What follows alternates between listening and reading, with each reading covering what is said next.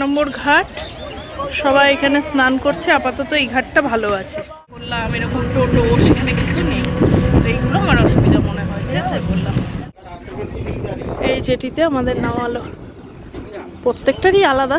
ভেসেলে আসলে এক জায়গা, লঞ্চে আসলে এক জায়গা, কলকাতা থেকে আসলে আর এক জায়গা, মানে যেটা প্রিন্সেপ ঘাট থেকে আসে। আরেকটা কথা আমার বলা হয়নি, এই যে রাস্তাগুলো বললাম 3টে উপায়ে আসতে পারো, আর একটা আছে।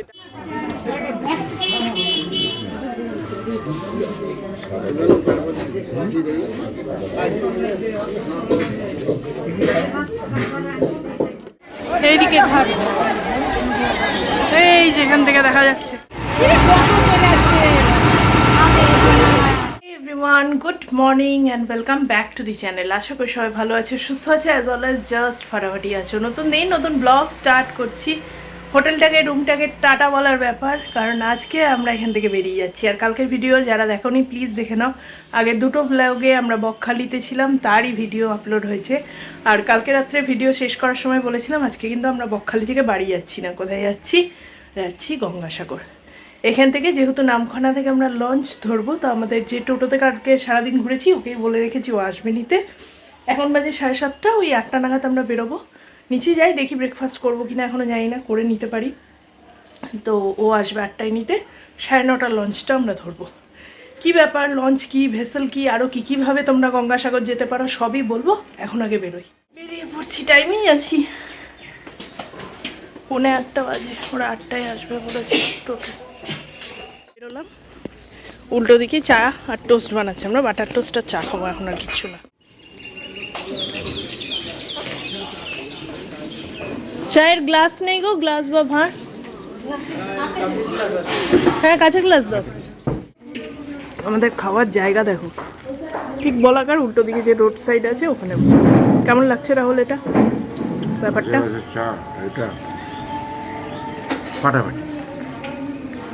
কেমন লাগছে? আমার বাটার টোস্ট দারুণ লাগে, তবে নামখানায় নেমে যেটা খেয়েছিলাম ওটা আরও ভালো ছিল।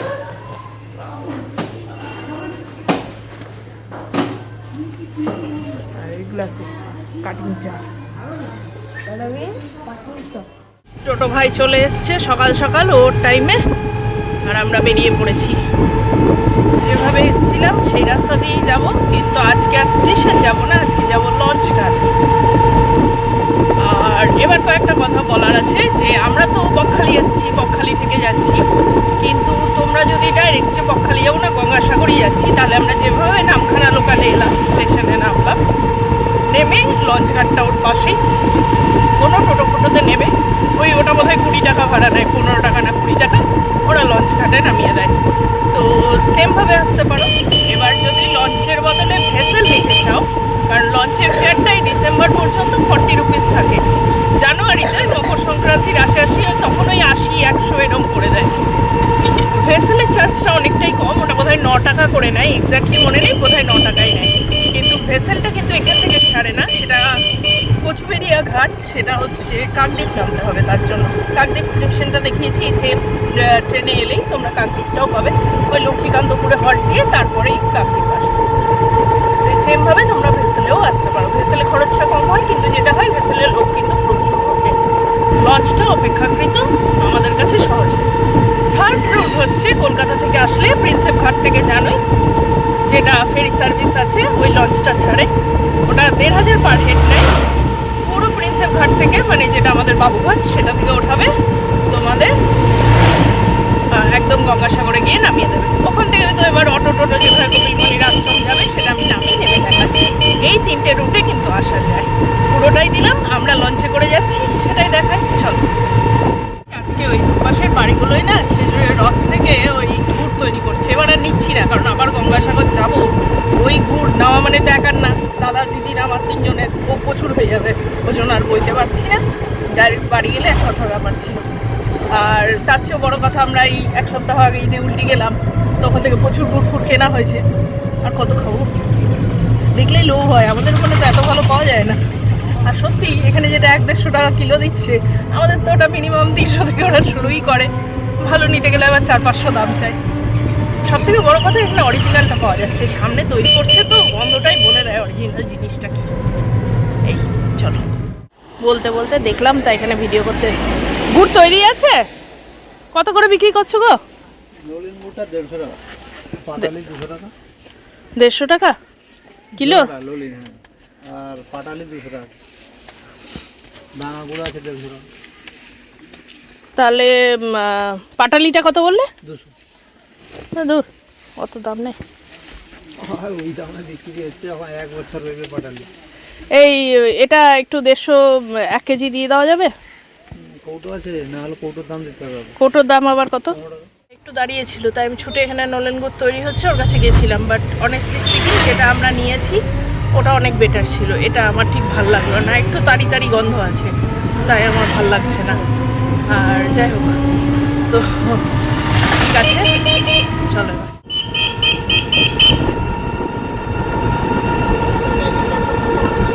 আগের দিন বকখালি আসার সময় এই রাস্তাটা দেখিয়েছি, তাই আজকে আর ডিটেলসে দেখাচ্ছি না। মানে কি যে সুন্দর লাগছে এই রাস্তাটা, বলার বাইরে। অপূর্ব অপূর্ব, এক টুকরো গ্রাম বাংলা। এই যে এসে গেছি প্রায়, এই গলিটা দিয়ে সবচেয়ে গেলেই বাজারের মধ্যে দিয়ে লঞ্চ ঘাট। চলো দিয়ে আমরা ঢুকলাম, এখানে গেট, এই সোজা যাব। আমাদের বলেছে মা তারিণী লঞ্চ, চলে যাই। এখানে দাঁড়িয়েই আছে বোধহয়। যেটা ব্যাপার হচ্ছে লঞ্চের ভেতর উঠে টিকিট কাটতে বললো। বেশ সুন্দর লাগছে আমার জায়গাটা, দারুণ ব্যাপার চলছে। হ্যাঁ, সবাই ওই গঙ্গাসাগরে মেলা হবে না, এই সময়টা আসবে, এই সময়টা দারুণ। মেলা হয়ে গেলে তো তখন আর ভালো লাগে না, আবার মেলার সময় যদি পারো আসবে, খুব ভিড় হয়। পরপর দাঁড়িয়ে আছে পঞ্চমী মাতারিণী। চলো এবার উঠি, না হলে আমি পড়বো উল্টে। সুন্দর, এখান দিয়ে নেমে আসলাম, এসে এই যে আমরা বসছি। ভালো লেগেছে? আমি তো জানোই ভয় পাই, কিন্তু আমি যখন উঠতে পেরেছি সবাই পারবে, সুন্দর ব্যাপার। এখান দিয়ে এই যে সিঁড়ি মতো করা আছে, ওটা দিয়ে ধরে ওরা উঠিয়ে দিল। ভেতরটা এরকম, এই চারিদিকে বসার জায়গা, এরকম জায়গা, এই জায়গা, এই যে এখানে পরপর দাঁড়িয়ে আছে, আমাদের এটাই উঠতে বললো। সূর্য উঠে আছে, আজকে ওয়েদারটা খুব সুন্দর, খুবই ভালো। মিলিয়ে 9:30, আমাদের লঞ্চ কিন্তু ছেড়ে দিল। এরা কারোর জন্য ওয়েট করে না, যতজন মোটামুটি 10 জন, ওই 15 জন মতো হয়তো লোক হয়েছে, সে নিয়েই ছেড়ে দিয়েছে। পরে কথা বলছি, শোনা যাচ্ছে। কেমন লাগছে? ভালো লাগছে?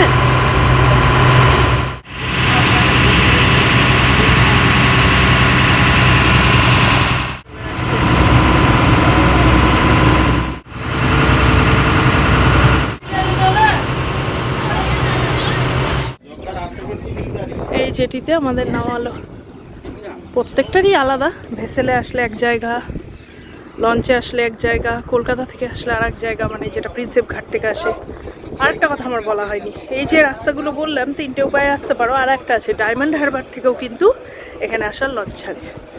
তাই আর এগুলো সারা বছর চলে। তোমরা ওই গঙ্গাসাগর অ্যাপটা ফোনে ডাউনলোড করবে, ওটাতেই দেখতে পাবে কখন কোন লঞ্চ কোথা থেকে ছাড়বে, কত টাকা, সব ওটাতেই দেখতে পাবে। চলো, সবই রং করার কাজ চলছে, সামনেই মেলা না। বেরিয়ে এই জায়গাটা এরকম, এই বাইরে টোটো দাঁড়িয়ে আছে, এখান থেকে টোটো দাঁড়িয়ে আছে। চলো, এরকম টয়লেট বানাচ্ছে সব। এই সামনের রাস্তাটা একটু হেঁটে যায়, দেখি কি খবর, কিছু বুঝতে পারছি না।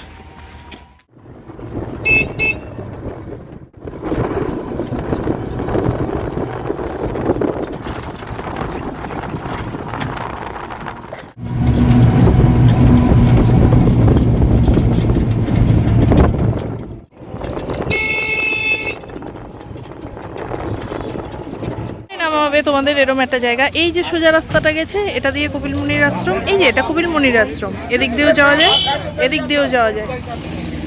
আর যদি স্নান করতে যাও, ঠিক এই জায়গাটা, এখানে একটা পেয়ার ইউজ টয়লেট আছে, এদিকটাই যাবে। এই হচ্ছে সোজা সব কটা দিক। চল, টয়লেটটার এদিকে হচ্ছে স্নানের ঘাট, কপিলমুনির আশ্রম, এদিক দিয়েও যেতে পারো। আবার গিয়ে আমরা এদিক দিয়ে যাচ্ছি। চল, ওখানে রেড কার্ড লাগানো আছে, তো আমি যাওয়ার সময় তোমাদেরকে রেড কার্ডটা দেখিয়ে দেবো। কচুবেরিয়ায় নামলে যেখান থেকে ভেসেল ছাড়ে ওটা কম টাকার ব্যাপার, আর বেনুগঞ্জ যেখান থেকে আমরা এলাম যেহেতু লঞ্চে যাওয়া আসা ওখানকার একটু বেশি। সমস্ত কিছুই দেখাচ্ছি, বলছি, চলো আগে যাই। এই যে খাবার দাবার, ফুড কোর্ট হবে এখানে, এখনো হয়নি গঙ্গাসাগর ফুড কোর্ট। আর এই টোটোগুলোই তুমি এমনি যেতে পারবে না, ওই যে ওদের কাউন্টার আছে ওখান থেকে বুক করতে হবে। আর এই দেখো গঙ্গাসাগর মেলার জন্য খাবার দাবার বসে গেছে। সাগর মেলায় যে সমস্ত খাবার আসে, খই, মুড়ি, খাজা, মোরব্বা, এই যে নকুলদানা, চিড়ে, এই যে বিগ সাইজ মুড়ি, দেখো সব নিয়ে বসে গেছে। এদিকে এদিকে এগুলোই আরও বেড়ে যাবে পরে, এইটুকুটুকু তো থাকবে না। আর এখন এই যে সব যাচ্ছে মেলা তৈরির জন্য। এদিকে খাবারের দোকান, চায়ের দোকান, এসব দোকান আরও বাড়বে। আর এই যে চল, কপিল মুনির আশ্রমে পুজো দেওয়ার ভিড় দেখো লাই। কপিল মুনির আশ্রম উপরটাই কাজকর্ম চলছে, এই যে মাঝখানের ব্যাপার, এই যে 4-5টা সব মানত করে এখানে ছবিটা তুলছে। এইদিকে ঘাট, এই যেখান থেকে দেখা যাচ্ছে, দেখে নাও, এখান থেকেই দেখা যাবে।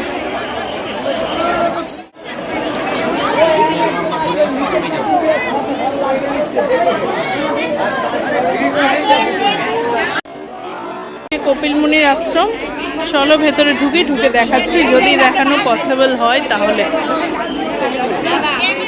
4-5টা এই যে দেখতে পাচ্ছ, এগুলো মেলা এলে যে কি ভিড় হয় বলার বাইরে। এই সোজা গেলে ঘাট, সেই নাগা সন্ন্যাসীরা আসে যে মেলার সময়, এরা এসে বসে আছে। এদের কাছে এই ভিডিও টিডিও করতে গেলে বহুত খেপে যায়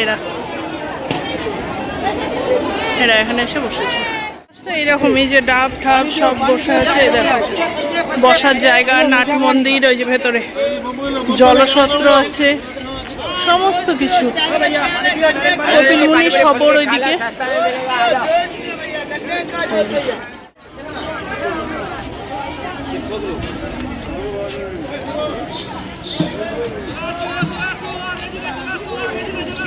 ডালা অর্কিড, মানে এর ভেতর থেকে যদি কপিল মুনির আশ্রমে পুজো দিতে চাও তাহলে ডালা কিনতে পারো।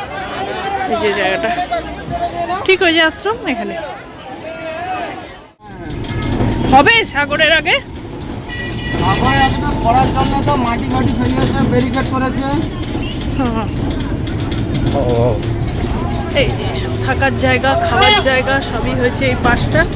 এইখান থেকে এই যে সামনে থেকে আমরা একটা টোটো নিয়ে নিলাম, দিয়ে আমরা 1 নম্বর ঘাটটাই যাচ্ছি। কারণ এই মন্দিরের সোজাসুজি যে 2-3-4 ঘাট যেন প্রত্যেকবারই ভেঙে যায়, এটা নতুন কিছু না, এবারও ভেঙে গেছে। কারণ ওই বর্ষার সময়, আর এবার তো জল বৃষ্টি করে দিচ্ছে, তো আবার রিপেয়ারিংয়ের কাজ চলছে। তো প্রত্যেকবার সাগর মেলার আগে আগে কিন্তু ঘাটগুলো রিপেয়ার হয়ে যায়, মানে মোটামুটি মেলার মতো হয়ে যায়। এবার চাই না, এখনো তো আছে টাইম, যদি হয়ে যায় তাহলে অবশ্যই যে ঘাটটা ঠিকঠাক আছে, মানে স্নানের ঘাট 1 নম্বর, এই যে শ্রীধাম। আচ্ছা শ্রীধাম, আচ্ছা মানে এখানে ইউনিয়নের গাড়ি। হ্যাঁ বুঝেছি। তো এই সোজা এখন 1 নম্বর ঘাটটার দিকে যাচ্ছি। এই যে সব লাইটিং ফাইটিং হচ্ছে, এরকম যা অভিজ্ঞতা হচ্ছে পুরোটাই আনকাট শেয়ার করছি, যাতে তোমরাও এলে কোনো অসুবিধা না হয়। আমাদের এটা ফার্স্ট টাইম, তো আমরা যেভাবে যাচ্ছি তোমাদেরকে দেখাচ্ছি। সব লাইন করে যাচ্ছে এটা স্নান করতে। রাস্তাটা 1 নম্বর ঘাটে গেছে, হেঁটেও যায় অনেকে, তবে আমাদের ডাবি টাবে ছাড়া আর পাচ্ছে না, খুব কাহিল এই রোদে। এর জন্য এরকম এক্সপিরিয়েন্স ফার্স্ট টাইম আমাদের জন্য, ফার্স্ট, কিন্তু ঠিক আছে, আমরা অন্য জায়গায় হয়ে গিয়ে অভ্যস্ত ছোটোবেলা থেকে, কিন্তু এইসব ঘোরাঘোরেরই কথা। তাই এ বেচারা আর পারছে না। তাহলে যদি অন্য ওনার ব্যাপারটা থাকতো তাহলে আমরা অবশ্যই হেঁটে হেঁটে এক্সপ্লোর করতাম, সেটা এখন সম্ভব না। আর যেটা অন্য কথা, সারা বছরই তো গঙ্গাসাগরে আসা যায়, বর্ষাকালটা জলেই ডুবে থাকে কপিলমুনির আশ্রম পর্যন্ত। অরিজিনাল যে কপিলমুনির আশ্রম সেটা কিন্তু অলরেডি জলের তলে তলিয়ে গেছে, এটা কিন্তু নতুন। এখানেও যা বর্ষাকালে জল ঢোকে জানোই, ওদের ভবিষ্যতে বলাই হচ্ছে কতটা এটা থাকবে সেটা সন্দেহের ব্যাপার, সেসব পরের কথা। এখনও ঘাটগুলো প্রত্যেক বছর জলের তলায় তলিয়ে যাচ্ছে, ভেঙে যাচ্ছে, রেনোভেশন করেও সেটাকে টিকিয়ে রাখা যাচ্ছে না। এই দেখা যাচ্ছে আমাদের নামিয়ে দিল, চলো ঘাটটাই যাই। সব প্রস্তুতি চলছে, চারিদিকে থাকা খাওয়া মেলার সমস্ত ব্যাপার এখানে কিন্তু হচ্ছে। এই যে সব স্নান, এই জিনিসপত্র, শঙ্খ, ঘাট,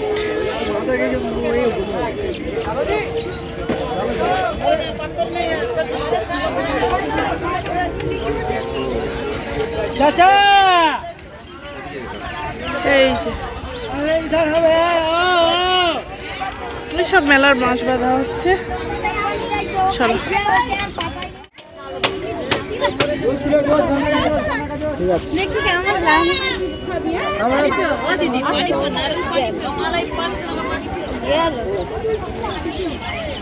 এই সব লোকে স্নান করছে। এইটা এক নম্বর ঘাট, সবাই এখানে স্নান করছে। আপাতত এই ঘাটটা ভালো আছে, আর ওদিকে 2, 3, 4 এই ঘাটটাইও আসতে পারো। কদিন পর ওগুলো রেনোভেশনের কাজ চলছে, যেটা কপিলমুনির আশ্রমের সোজা, তখন দেখতে পাবে।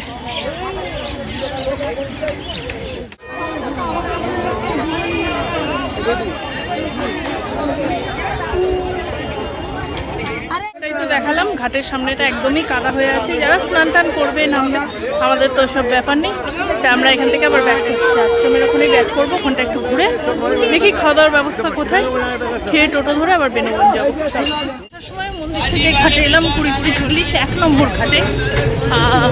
এই যাওয়ার সময় তার পেয়েছি এদিকে 2টো সিটে মানুষ তো ঢুকেই গেছে, তাই 20-40।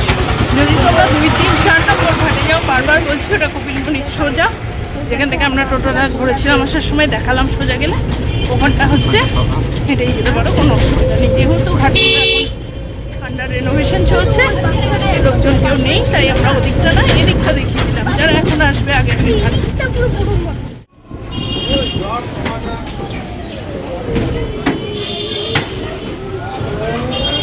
পর এখানে হোটেল আছে।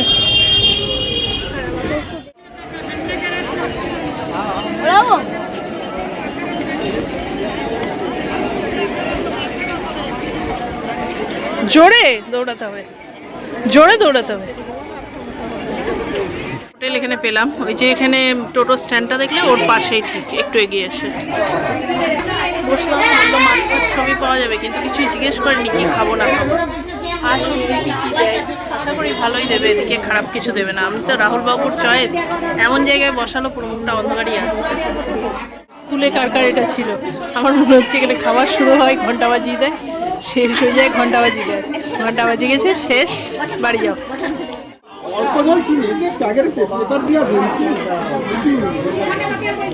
দাও পাতা, এখানে একটাই দাও, দুটো ব্যাস, আর দিও না।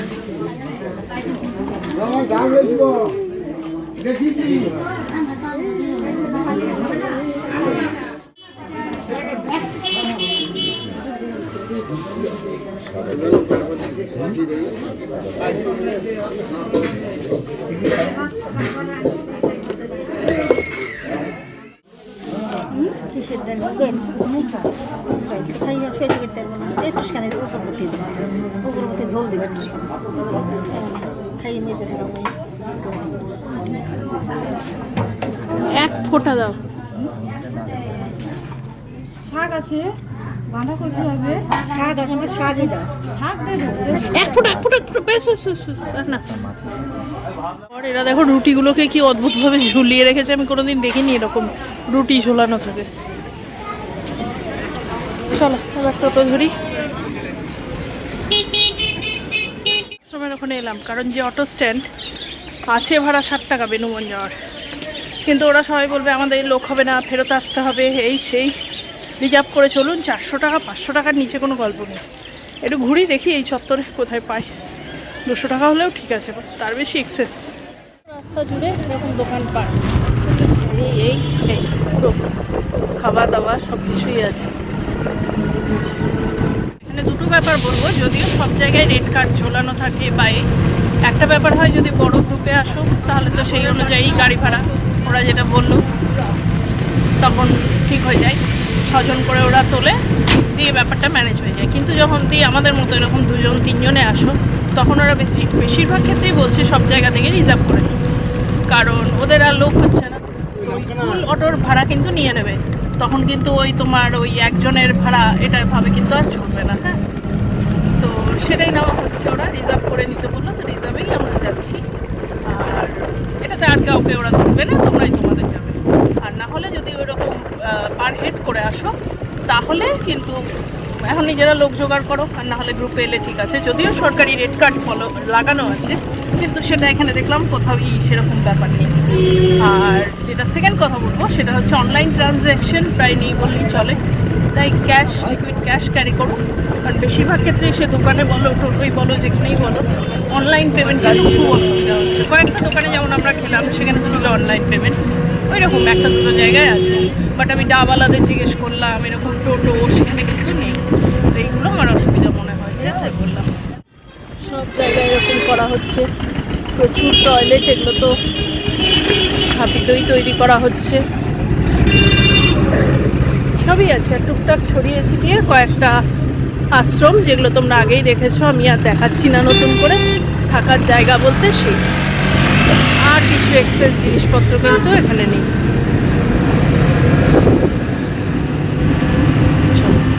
এই যে এরকম গেট তৈরি করছে, মেলার সময় আরও হয়ে যাবে।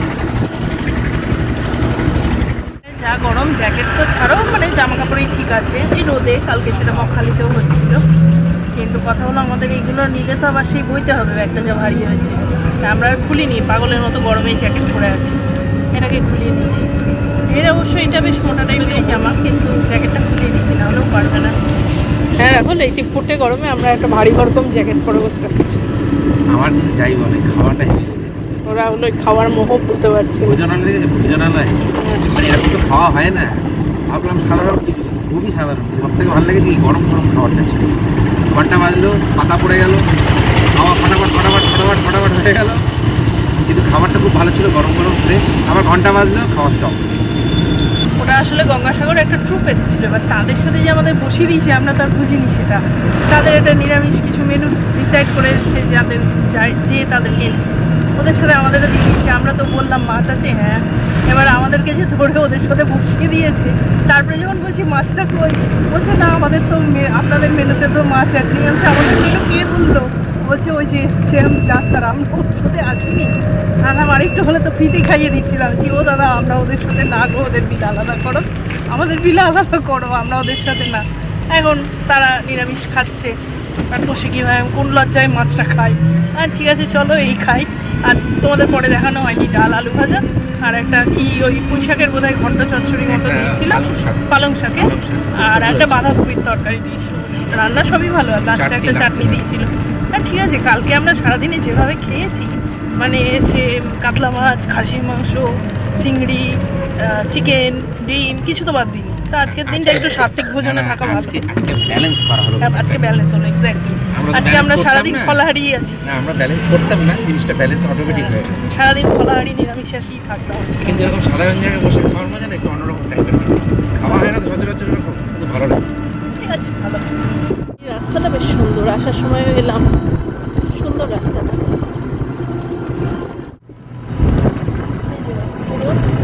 বেনুবনের পাশেও এরকমভাবে ওই যে লঞ্চের ঘাট দেখা যাচ্ছে, তো জায়গাটা এরকমভাবে সাজানো হচ্ছে। জায়গাটা এরকম, এদিকে হচ্ছে লঞ্চের জায়গা। চলো, ফাঁকা ছিল আমার, এখন এখানে লাইন পড়েছে। এই দেখো লাইন, এই দেখো পেছনে লাইন, বুঝতে পেরেছো অবস্থা? লাইনের শেষ কোথায় দেখতে পাচ্ছি না। চলো এবার মজা বুঝবে। শান্তি ভর্তি। এইটা বলে ভিড় হয় না। আজকে যখন এসেছি না, আগে তো লাইফে প্রথম অনেক কিছু দেখছি।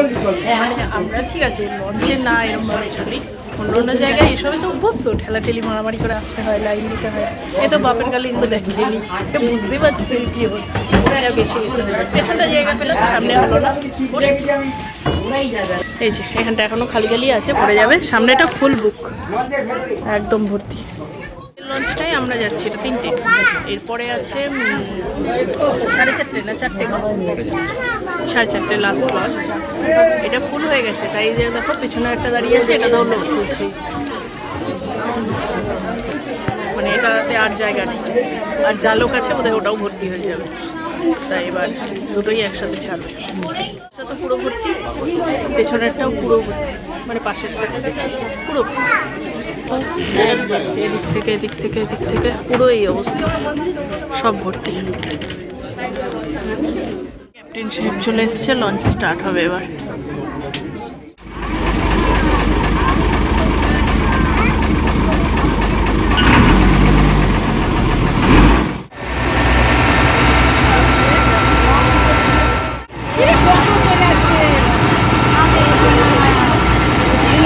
আরে এবার ভেতরে চলে আসবে ওরা খেতে।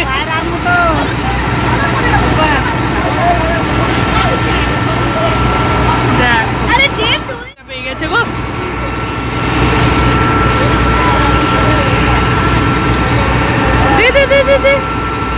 হাত বের করে রেখো না, ছকড়ে দেবে।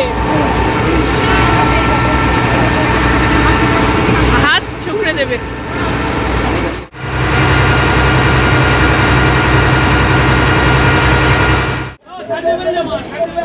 এখান থেকেই সকালে জার্নি শুরু করেছিলাম, এখানে এসে নামলাম।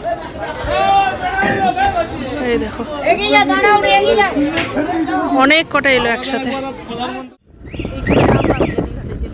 স্টেশন যাবো, টোটোতে নিল 20 রুপিস পার হেড, বলছে 10-15 মিনিট মতো লাগবে।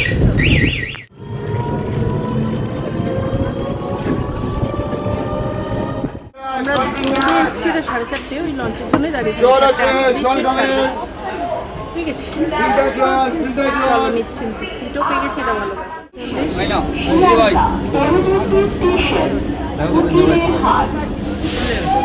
উঠে উঠে চাউ পেয়ে গেছি, দেখো আদা চা বিক্রি করে।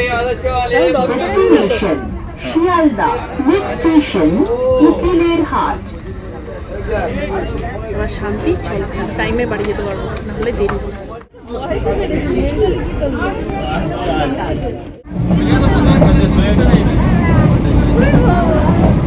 দেখো এরা সবাই উঠবে এবার, দেখো দুম দুম দুম দুম করে উঠবে। লক্ষ্মীকান্তপুর ঢুকলো। এইসব স্টেশনে দেখো রীতিমতো বাজার বসেছে, জামা কাপড় সোয়েটার সব কিছু। যাদবপুর স্টেশন, এটা সব কিছু বসে গেছে।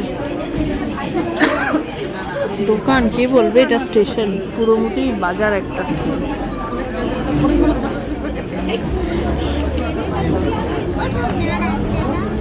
আর একটা নাম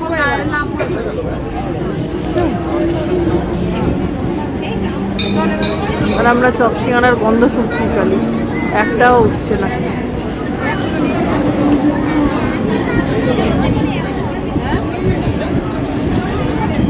চা খেয়েছি আমরা, এই যে সব রেখেছে এইখানে ডাস্টবিনে নামলো, এবার ফেলবে।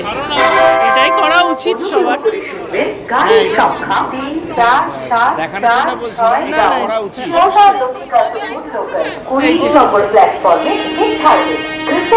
সাড়ে 7টা।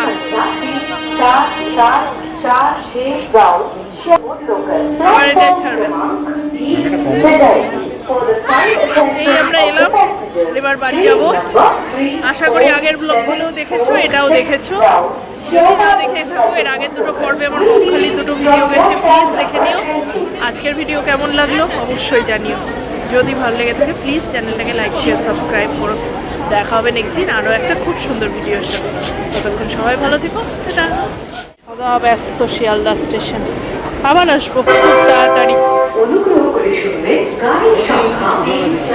শিয়ালদা শিয়ালদা স্টেশনের একদম বাইরেটা ঝাঁ চকচকে নতুন মোড়কে দেখো, দারুণ দেখতে। এই যে, পুরো এই অঞ্চলটা, ওই দিকটা মেট্রো।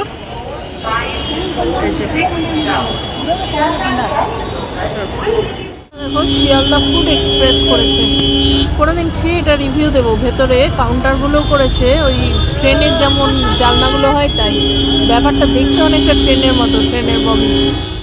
যাবার পথে এই ঘোড়া নিয়ে কয়েকটা ছোটোখাটো তথ্য তোমাদের সামনে তুলে ধরছি। সেটা হচ্ছে তোমরাও আমার মতো এরকম এক রাত বকখালি থেকে পরের দিন গঙ্গাসাগর ঘুরে কিন্তু আসতে পারো। খুব সুন্দর এটা একটা ট্রিপ হয়, এতে ক্লান্তিটাও একটু কম হয়, ঘোরাটাও ভালো হয়। আর যারা গঙ্গাসাগরে মেলা উপলক্ষে গঙ্গাসাগরেই শুধু যেতে চাইছো তারা বলবো এই সেম ট্রেন নামখানা লোকাল ধরো এবং কাকদ্বীপ বা নামখানা যেখানে পারবে, মানে ভেসেল বা লঞ্চ যেটা ধরবে সেই অনুযায়ী জায়গায় নেমে ঘুরে সারাদিন আবার রাতের ট্রেনে ফেরত চলে এসো। আর যদি একান্তই থাকতে চাও তার জন্য কিন্তু আশ্রম বা ছোটোখাটো দু একটা হোটেল আছে যেগুলো তোমরা এখানে গেলেই দেখতে পাবে। যেহেতু মেলার সময় উপলক্ষে এই গঙ্গাসাগরে যাওয়ার ভিড়টা সব থেকে বেশি হয় এবং সারা বছর প্রায় লোকে যায় না বললেই চলে, তাই এই সময় কিন্তু ওরা মানে এগুলো হোটেল বা থাকার জায়গার দাম যথেষ্টই বেশি চায়, যেগুলো জায়গা অনুপাতে একদমই রিজনেবল নয়। তবুও যারা থাকতে পাও আগে থেকে বুকিংয়ের ব্যাপার নেই, গিয়ে তোমরা স্পট বুকিং করতে পারবে। এই গেল থাকার ব্যাপার। আর এছাড়া ডে ট্রিপের সমস্ত কিছুই, মানে ট্রেন কখন, লঞ্চ কখন, ভেসেল কখন ছাড়ে, সেগুলো জানার জন্য অবশ্যই তোমরা প্লে স্টোর থেকে গঙ্গাসাগর অ্যাপটা ডাউনলোড করো। ওটাতেই তোমরা প্রত্যেক দিনকার জার্নি ডিটেলস, ফেয়ার সমস্ত কিছু পেয়ে যাবে। এই গেল আমার গঙ্গাসাগর এবং বকখালি ট্রিপের কথা। এবং এখন যে রাস্তাটা দেখছো এটা শ্রীভূমি সার্ভিস রোড। যারা এখানে আসো তারা জানোই প্রত্যেকবার পৌষ পার্বণ এবং নববর্ষ উপলক্ষে এখানে একটা দুর্দান্ত মেলা বসে, প্রচুর খাওয়া দাওয়ার আয়োজন হয়। আমার এই ভিডিওটা যেদিন করা সেদিন হচ্ছে 23 ডিসেম্বর।